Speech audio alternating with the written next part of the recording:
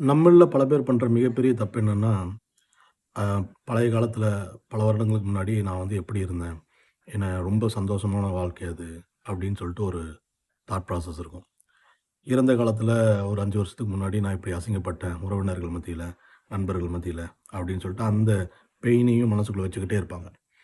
So நான் சொல்ல வர்றது என்னன்னா, ஃபர்கெட் த பாஸ்ட் அவ்வளோதான். ஏன்னா, அ இறந்த காலம் அது இறந்த காலம் தான். அது திரும்ப வரப்போறது கிடையாது. உங்களால எதுவும் மாற்றப் போக முடியாது. முடிஞ்சு போச்சு. ஸோ, நிகழ்காலத்தில் இறந்த காலத்த பத்தி நெனச்சிட்டு இருந்தீங்கன்னா, உங்களோட எதிர்காலம் கேள்விக்குறியா மாறிடும். இறந்த காலத்துலேருந்து நீங்க எடுத்துக்க முடியும், கொண்டு போகணும் அப்படின்னு நீங்க நெனச்சீங்கன்னா, அது உங்களுக்கு கத்து தந்த பாடம் மட்டும் தான்.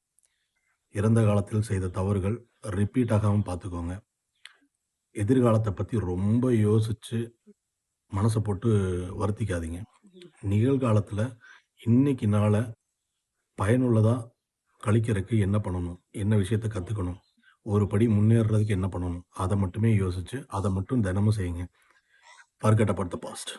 Happy morning.